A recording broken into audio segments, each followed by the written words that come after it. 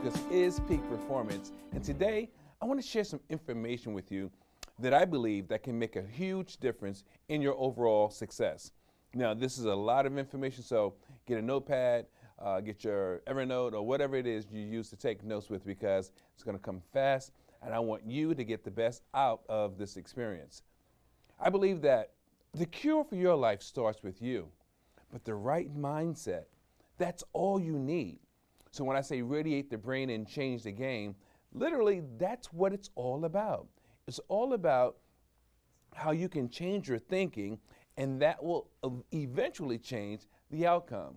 So with that being said, I want you to understand that the cure for your life starts with you, and what you're going to do about it is a few key things. I want you to get 3 takeaways from today's presentation. And I say 3 because it's important that you walk away with more than what you came. Or I should say more than what you came with, right? So when it's all said and done, the information that you use, I want you to be able to apply it to your everyday life, your everyday career life, or your everyday entrepreneur life, depending on what side of the grass you're on or what lane you're in. So let's look at it like this. Now, when the movie Concussion came out with Will Smith, you know, there were no explosions, no computer graphics, nothing really, so over the top that would draw my interest immediately. But I saw the film several months later.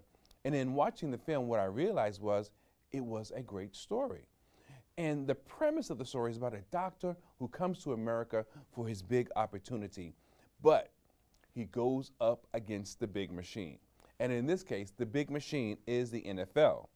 So he explains to the NFL, the owners and all the big bosses, that these players, these football players that have multi-million-dollar contracts, they're becoming substance abusers, they're becoming bankrupt, they're going through all these horrific life changes. I'm talking about alcoholism and domestic violence, and they can't figure out why. And he's telling them it's because of the concussions. He says, boys, they go to JV, and then they go on to varsity, and then they go to play collegiate football. By the time they get to the NFL, those that make it, they've endured up to 20,000 hits. So my question to you is, how many hits have you taken? How many times have they made you feel like you didn't count, like you didn't matter? In fact, you can remember hearing quiet whispers as you walk by a group of your colleagues because they didn't want you to be privy to the information. In fact, it may have happened so often in your life, you may have even felt like, I don't measure up. You see, those are the concussions of life, and you must be aware of it. And understand something. Education and training alone will not take you where you want to go. Literally, you can get all the education you want to, but without practical application, it does not matter. It will not help you. Concussion, look at the definition.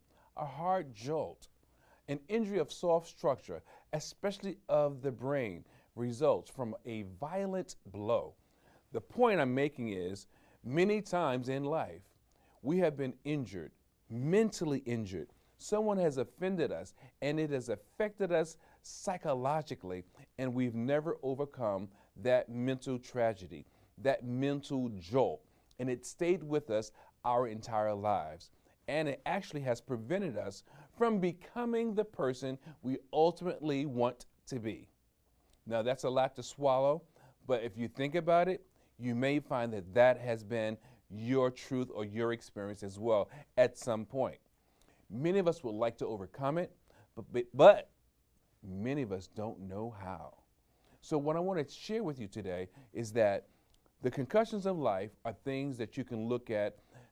We've all gone through them. They're not so outstanding or so unique that you're the only one. Take comfort. Now, I'm saying this in a way that I want you to understand. Take comfort in understanding that the concussions of life are everyday occurrences that we all see, we're all dismayed with, we're all thrown off track, and they affect us all differently, but at the same time, they affect us in a way that's so unfortunate because it stops us from becoming the ultimate version of ourselves. Now, if you saw some of those descriptions, you may realize that, yeah, I've been disappointed, I've felt hurt, I've felt rejection, I felt many of those things. If you felt many of those things, then you understand exactly where I'm coming from. Now look, our focal alignment is really crucial. It's critical, in fact. 40% of us focus on things that will never happen. Now, that leaves 60% out of the big 100, right? But that's a large percentage. 30% of us, we focus on things that we cannot change. Now, why do you spend so much time on those things? I believe you're really influenced by the opinions of others, peer pressure, social media, and things of that nature. But still, that is a huge amount of mental space that's being rented in your brain, and you have no control over it. You know, they say when you know better, you do better. That's what Maya Angelou says. And you have to understand that you have no power over things that you cannot control. And if you have no power over those things, you have to start learning to let them go. 12% of us, we focus on things that, we consider criticisms of other people. Now, the truth of the matter is, a lot of those criticisms, they're not verified. So what are you saying, Charles? What I'm saying is, you come to a conclusion without any proof, without any absolute evidence, for instance, that someone has an opinion of you, and then you develop an opinion of them. And it's unverified. So again, you're utilizing thoughts and time in your mind about something that's not serving you. You don't get a return on your investment. That's 82% thus far. Think about it, 10%. The next 10% is focused on our health. Now, this is important, and our health, obviously, it is critical. But the point of it all is that most men, we don't like to address our health. Women are more proactive than we are. And my point again is, if 10% of your focus is on your health out of 100%, I would say that's a reasonable percentage to be concerned with. I mean, look at me, for example. I'm a 2-time cancer survivor. So it's really important that I eat right, I get the right exercise, that I put the right things in my body, that I get the right rest, all those types of things. That's because it is that important. So that's not a waste. But look at that, 82%, 92% when you add the last 10%. That only leaves 8%. What do you think the other 8% is really focused on? Talking about our focal or focus alignment. 8% is focused on real concerns. Now, of course, this makes sense also. Real concerns. I'm talking about things like paying the bills, getting to work on time, making sure that you're up on best practices. You're doing all the little things, taking care of the kids. Again, I said paying the bills, but all the small things, your cell phone, you have other curricular activities, your house is clean. All those things are real concerns. So out of 100%, if only 10 or 18% is focused on things that matter, that means we're wasting 82% of our focus alignment. I don't think we can truly afford to waste 82% of our time on things that really don't have any relevance in our life or any true relevance, no true magnitude on who we are and how we should measure up. Now, you may think differently, but I know for those that are really looking for more in their lives, they really want to hit the mark where it counts. They really want to do things that make a difference. They want a return on their investment. Now, this next stat, I was told when I was very young, and I never forgot it, and you'll hear as I continue to share this information, I was told that people only spend 10% of their brain's capacity in a lifetime. They only use 10%. And now to me, that was a huge, huge amount, and it just did not make sense. Now you'll find out through me what I've done. Most things that I've done have been totally focused on working with people, dealing with people, especially in the creative space. And that's why I love what I do, because I am, quote unquote, like my book says, aligned by design. And being aligned by design means that you're perfectly fit or perfectly on the path to do what's in sync with you. So I'm going to tell you a little bit more about the books and how they relate to this presentation and how they probably relate to you. Now, if you want true freedom, the only way to get it is you have to be willing to free yourself. You have to find the information, you have to find the path, and then you have got to get it through hard work and dedication and determination. So you've got to fail in order to prevail. You literally have to fail, meaning that you have to make some mistakes. You don't want to intentionally just fail, but you're going to go through some things in life that don't turn out the way you want. So you have to fail in order to prevail. Because once you've failed, hopefully, if you're anything like I am, you do not want to repeat those same mistakes. You want to make better the next time around. And you can't win unless one thing in particular. Now you can fill in the blank with a lot of things, but there's one thing that really completes this statement. You must be sold out on you. If you're not sold out on you, it really doesn't matter, because you're going to find that you're going to waste time and you will not be satisfied. You must be sold out on you. You see, you're the best thing going. You're the best thing, maybe even in your community, maybe even the best thing in your family. Not to say that your family members or your community, those people are bad, but what I'm saying is that the talents, the gifts, and the abilities that you have, they are perfectly designed for you.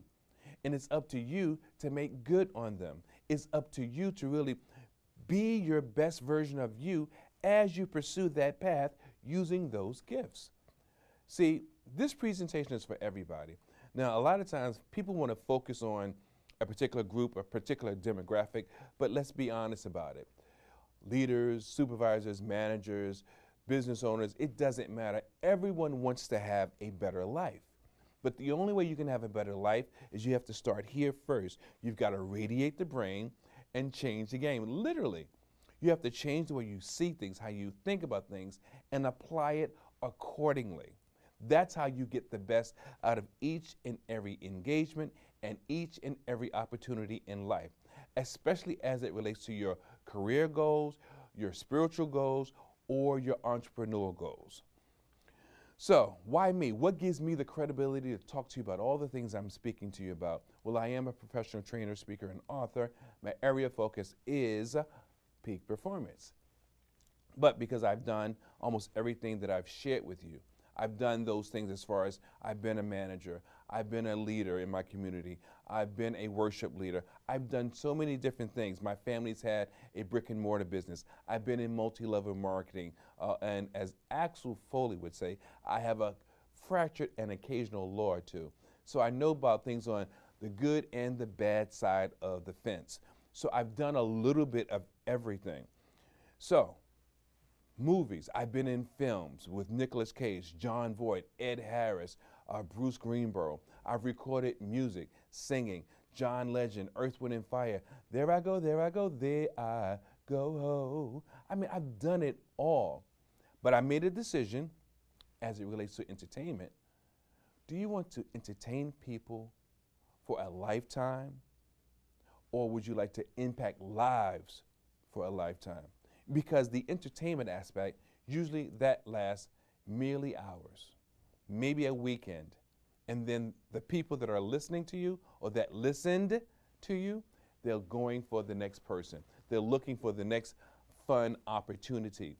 But if I impact a message on your life, I impact you with a message or a story or an analogy that really rings home with you in your heart and your mind, you'll never forget it. And I'm hoping that some of this information right here, it will shift in a manner that will prevent you from forgetting the information that I'm sharing. Because I tell people quite often, you'll either like me at the end of this presentation or you won't like me. And the reason why is because I leave no stone unturned. I try to attack every issue or every topic or every angle on a particular topic so there's no room for guesswork. If you really want to help people, one thing you want to do, you want to make it simplistic and you want to make it easy for them to digest. If it's not easy for them to digest, how much are you truly helping them? So, more about what makes me a perfect person or a good person to learn from. Well, I've been a member of the National Speakers Association. I've been a Toastmaster. I've been certified through FLETC. I've done the Train the Trainer program. And most recently, I've been certified through the Positive Leadership Coaching through George Mason University. So I've done my due diligence. I've done the work. I've paid my dues. I've seen things in ways that many people will never see them. I mean, I've been in reality shows. I've done a little bit of everything. And only to find out that that was the training ground to position me for where I am now. Literally. Because once you have experience in doing so many different things, you get a greater appreciation and a greater respect for the industry you're in because you're able to pull things from different areas and different parts of your life and apply them where they're needed. Now, it was not always that way. You know, I'm telling you all this stuff, good things about me and things that, you know, I experienced, and yes, they are true, but it was not always that way.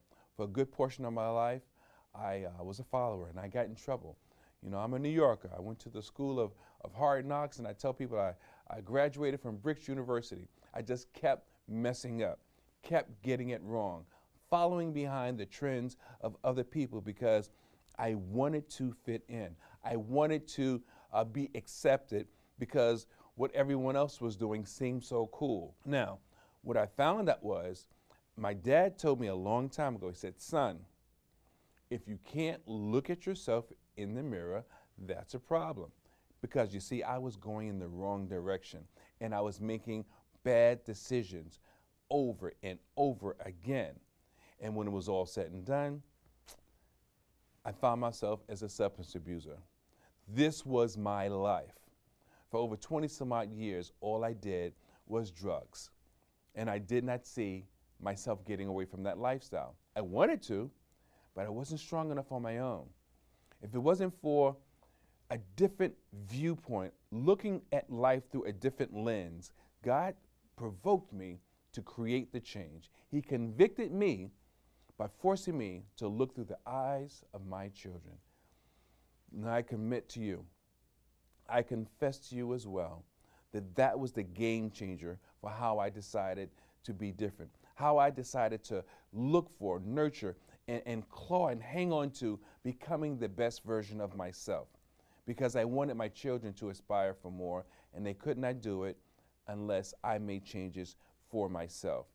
So the reason why I've become the person I've become was, one, I was supposed to be this person, I didn't know it, but because there was someone and some people, and these people right here were the ones that really inspired me. And in fact, I say they saved my life. Because they were my children and they did not ask to come here, they did not ask to be born into a world of confusion and chaos, I at least owed it to them to show them a different side. So that's how I became the man I am today and how I am doing the things that I do today. And I'm very grateful. So, with that being said, you see here the monitor from when I was in the hospital, because I thought that getting off of drugs was going to be my new horizon, my new chapter in my life. And it was, but there was more that I had to endure. And I didn't realize that when the doctor called me and said, "We think you've got cancer." Wow. You know, just when you think everything is going fine and the road will be clear. Well, I had to deal with this issue. You know, for I don't know how many years, I had to deal with the fact that now this is a life-threatening situation and I've got to make decisions. So from 2000 to basically 2003, I just waited around and didn't want to do anything. I didn't want to move forward with any treatment. But I got the treatment, and the cancer went away, at least so I thought. You know, they gave me chemo, and I got 6 months worth of chemo, and it was gone. I was clear. I thought everything was fine, and then it came back. It came back 8 years later, and then they gave me more chemo, a different combination of chemotherapy, and again, the cancer went away. But you also have to do things different if you expect to maintain a different lifestyle. And you may be wondering, what does all this have to do with business, or what does all this have to do with a career? Well, in your career and in your journey, you may have come up against different obstacles. Sometimes it could be people not liking you, not having the opportunity, you know, but there's nothing more tragic than losing your life. You see, you can work at McDonald's, but you still got life. But if you know that you really want to aspire to be a supervisor, a manager, have your own business, there are going to be some tough times. And I would say that a life-threatening situation is a tough time. So my point is, if I can endure this, and you have not, what can you not endure to get to be the best version of yourself or to obtain your ultimate goal? You see, it's up to you to truly put your best foot forward. It's up to you to seek the person you want to become. When a student is ready, the teacher will appear. I've heard that many times, never understood it, but it's true for you as well. So you have to know, what game are you playing in life? Are you playing checkers or are you playing chess? And you have to decide. You see, checkers is a very simple game. It's a game of strategy, but pretty much you go to work, you come home, you take care of the family. You go to work, you come home, you take care of the family, you do what you do. And it's a less stressful in most cases, less demanding in most cases, and pretty much that's it. When it comes to being an entrepreneur, being a career-driven supervisor or manager, my friends, you're playing chess. It's about developing relationships. It's about creating maybe another version of yourself through some of your colleagues or your subordinates. You have to take life a little more serious. More is expected of you. So I commend you if you're taking notes and if you got it and it makes sense to you. But what I want to share with you is that this is something that you can really benefit from if you just apply yourself. Steve Harvey says it all the time. The dream is free, but the hustle, that is sold separately. So now, take notes on this specific point because this is very, very important. People, places, and things. You want to be careful with the people that you are around because the people you are around will determine your success or your failures in many cases. And what I mean is simply that most people are toxic. They're negative. They don't take pleasure in you succeeding if they're not succeeding because it's a reminder of what they're not doing or where they aren't in their life. And if you have aspirations of becoming a supervisor, manager, entrepreneur, and they prefer to sitting at home watching television or movies, they're not that interested in your aspirations. And most of us have someone challenging in our lives. And unfortunately, some of us may share a pillow with a person that fits that model. Now, the thing is, you cannot afford to let negative people in your private or your personal space. If you cannot prevent them from getting in your personal space, you cannot allow them in your mental space. You want to be around more agreeable people, positive people, people that will listen to you, people that will encourage you, maybe even people that will give you money with no expectation in return because they're doing it from the kindness of their hearts, from their hearts. It's happened to me, and you know what I was told? Just pay it forward. So I encourage you, and I would tell you that the most important thing you can do is try to pay it forward in your life as well. So the thing you want to do is understand that the places you go will be tremendously important on your overall outcome. If you go to the right places, you will get the right results. See, I'm a movie buff. I've been in movies. But the point is, I couldn't have done the things that I've done if I only wanted to go to movies and only watch movies. You know, National Treasure was a great experience, but being on a reality show was a great experience, but there was more for my life.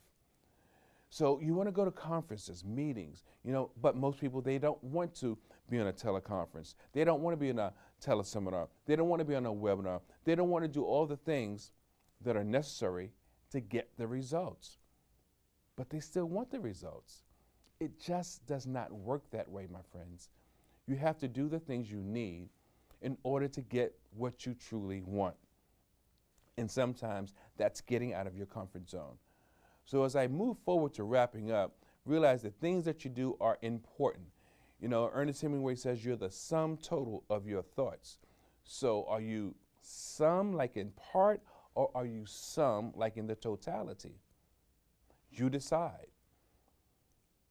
Les Brown says it also. You've got to be willing to do the things today that others won't do in order to have the things tomorrow others won't have. And I'm trying to sell you. I'm trying to sell you on yourself. You see, you are the best thing going, but you must believe it.